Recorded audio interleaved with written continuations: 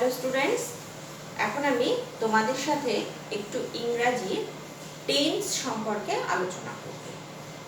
তো টেন্স কি? টেন্স আগে তোমরা পড়েছো। টেন্স বলতে বোঝায় ক্রিয়ার কালকে। ক্রিয়ার কাল, ক্রিয়া মানে কাজ করা।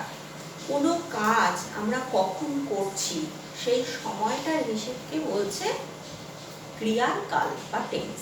মানে কাজটা আমরা আগে করেছি না এখন করছি, বা আমাদের করা হয়ে গেছে বা করব, সেই অনুযায়ী আমরা টেন্স নির্ধারণ করব বা ক্রিয়ার কাল নির্ধারণ করব।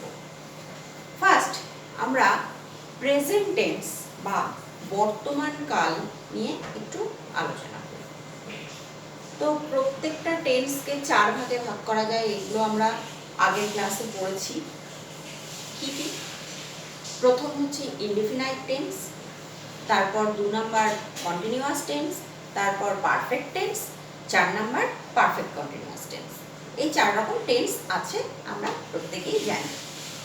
তো আগের ক্লাসগুলোতে আমরা present indefinite tense, present continuous tense এগুলো সম্পর্কে আলোচনা করেছি, আমরা শিখেছি, ছোট ছোট ট্রান্সলেশনও তৈরি করতে শিখেছি। তাও আমি আরেকবার এই দুটো টেন্সের একটু ফর্মুলাটা বলে দিচ্ছি। প্রথম হলো ইনডেফিনাইট টেন্স। ইনডেফিনাইট টেন্সের সূত্রটা কি? খুব সোজা। কিভাবে আমরা ট্রান্সলেশনকে সাজাবো? একদম সোজা। প্রথমে কি লিখতে হবে? প্রথমে হলো সাবজেক্ট, সবার প্রথমে সাবজেক্ট। তারপর কি? সাবজেক্টের সাথে ভার্ব, সাবজেক্টের সাথে ভার্ব প্লাস অবজেক্ট। এটা ছিল ফার্স্ট ইনডেফিনাইট টেন্সের ফর্মুলা। এটা আমরা পড়েছি, শিখেওছি। Next continuous tense. Continuous tense কোনটা? যে কাজটা আমরা এখন করছি, বর্তমানে করছি। মানে আমরা কি দেখে চিনব যেটা কন্টিনিউয়াস টেন্স? একটা ট্রান্সলেশনের পাশে ছি, ছ, ছে এইগুলো থাকবে। তো এর ফর্মুলাটা আরেকবার আমরা রিভাইজ করে নিই। কি ছিল? কন্টিনিউয়াস টেন্সের ফর্মুলাটা একবার দেখে নিই। কি ছিল? প্রথমে সাবজেক্ট, তারপর বি ভার্ব, তারপর main verb plus ING plus object. এটা ছিল আমাদের কন্টিনিউয়াস টেন্সের ফর্মুলা। এটাও আমরা শিখেছি। আজকে যেটা শিখবো সেটা হলো পারফেক্ট টেন্স। সেটা পারফেক্ট টেন্স। তো দেখি পারফেক্ট টেন্সটা আমরা কিভাবে শিখব।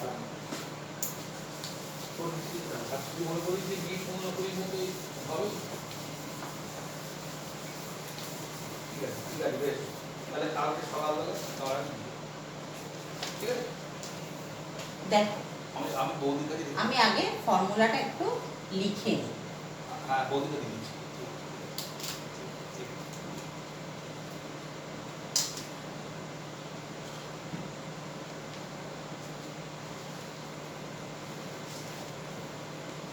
পারফেক্ট টেন্স, দেখো এর ফর্মুলাটা কি আছে আগে একটু আমরা দেখে নিই। সবার প্রথমে কি? সাবজেক্ট।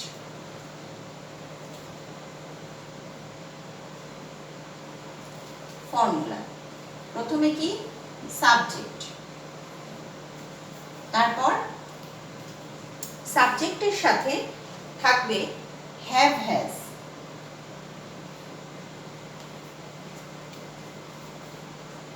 সাবজেক্ট, তারপর হ্যাভ হ্যাজ, তারপর থাকবে মেন ভার্ব,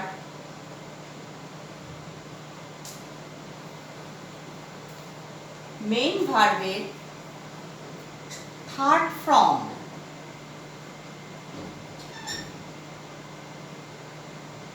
মানে past participle form,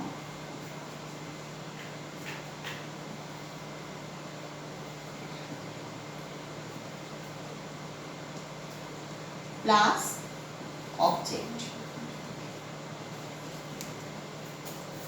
subject plus have has plus main verb plus object. এটা হলো ফর্মুলা। আচ্ছা, পাস্ট পারফেক্ট টেন্স কাকে বলে সেটা আগে আমরা শিখব। ফর্মুলাটা তোমরা আগে নোট ডাউন করে নাও, আমি বুঝিয়ে দিচ্ছি। ফর্মুলাটা নোট ডাউন করে নাও। প্রথমে কি? সাবজেক্ট, তারপর হ্যাভ হ্যাজ, তারপর মেন ভার্বের থার্ড ফর্ম। ঠিক অ্যাজ ইট ইজ লিখে নাও, আমি বুঝিয়ে দিচ্ছি। Subject plus have has plus main ভার্বের থার্ড ফর্ম প্লাস অবজেক্ট। ঠিক আছে, এবার সংজ্ঞাটা লিখো। সংজ্ঞা, যে কাকে বলে, কি করে আমরা চিনব কোনটা প্রেজেন্ট পারফেক্ট টেন্স। লেখো, সংজ্ঞাটা বলছি, লেখো। আমি ধীরে ধীরেই বলছি, লেখো।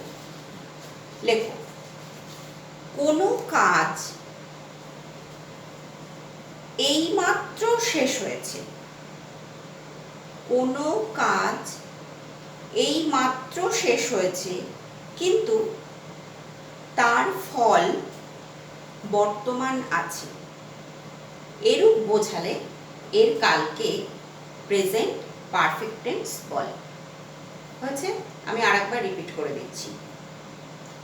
কোনো কাজ এইমাত্র শেষ হয়েছে, কিন্তু তার ফল বর্তমান আছে। এরূপ বোঝালে এর কালকে প্রেজেন্ট পারফেক্ট টেন্স বলে। হয়েছে? ঠিক আছে, এবার দেখো, আমি যে ফর্মুলাটা দিয়েছি এর উপরে একটা এক্সাম্পল দিই, তাহলে আমরা পরিষ্কারভাবে বুঝতে পারবো। এক্সাম্পল কি? একটা ট্রান্সলেশন করি। এক্সাম্পল, আমি একটা গাড়ি কিনেছি। আমি একটা গাড়ি কিনেছি। এটা কি? এটা হলো পারফেক্ট টেন্স। এর ট্রান্সলেশনটা কি হবে? ইংলিশে যদি আমি ট্রান্সলেট করি কি হবে? আই হ্যাভ বট এ কার।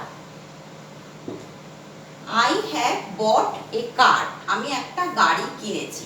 দেখো, আর একটা ছোট্ট টিপস আমি বলছি পারফেক্ট টেন্স চেনার উপায়। সেটা হলো, লাস্টে দেখো কিনেছি, এই কথাটার মধ্যে মাঝখানে একটা একার আছে। কিনেছি, এই মাঝখানে একার যুক্ত যে শব্দগুলো সাধারণত সেইগুলো পারফেক্ট টেন্স হয়। ঠিক আছে, তো আমি এবার এটাকে ভেঙে ভেঙে দেখি যে আমার এই ফর্মুলাতে আসছে কিনা। কি আছে? First I. আইটা কি? আইটা সাবজেক্ট। আইটা সাবজেক্ট। তারপরে কি? Have has. আমি বলেছিলাম হ্যাভ হ্যাজ, তো আই এর সাথে হ্যাভ বসে তাই হ্যাভ বসিয়েছি। যদি অন্য কোনো সাবজেক্ট থাকতো তার সাথে যেটা বসতো সেটা বসাতাম। এবার বট। বটটা কি? তো সাবজেক্ট হয়ে গেল, হ্যাভ হ্যাজ হয়ে গেল। বলেছে মেন ভার্বের থার্ড ফর্ম। বটটা আসলে মেন ভার্বটা কি? বাই। বাই। বাই এর third form past participle form হচ্ছে বট। বাই, বট, বট। ঠিক আছে, তো এখানে কি এসছে? বট। তাহলে বটটা কি? V3, ভার্বের থার্ড ফর্ম। ভার্বের থার্ড ফর্ম V3। আর এ কার, এটা অবজেক্ট। বোঝা গেছে? তাহলে আমার ফর্মুলায় এসছে I had bot a car, আমি একটা গাড়ি কিনেছি। তাহলে ভাগ করে করে দেখা গেছে, বুঝতে পেরেছো? এবার এর ওপরে আমরা কতগুলো ট্রান্সলেশন করব ঠিক এই ফর্মুলায়। এটা কিন্তু পারফেক্ট টেন্স কিন্তু পড়া আমাদের শেষ হয়ে যায়নি, এর আরো অনেক কিছু আছে, সেটা আমরা ধীরে ধীরে জানবো। সব একসাথে আমরা জানবো না, অল্প অল্প করে শিখবো। তো যতটুকুনি আমি শেখালাম ততটুকু কি বুঝতে পেরেছো? আর একবার বলে দিই, দেখো কি আছে? Perfect tense, present perfect tense পড়ানো হচ্ছে। Present perfect tense. Present perfect tense কাকে বলে? বলে দিয়েছি সংজ্ঞা, যে কাজটা এইমাত্র শেষ হয়েছে কিন্তু তার লেট এখনো পর্যন্ত আছে, সেটা বোঝাতে কি বোঝাচ্ছে, যে পারফেক্ট টেন্স বোঝাচ্ছে।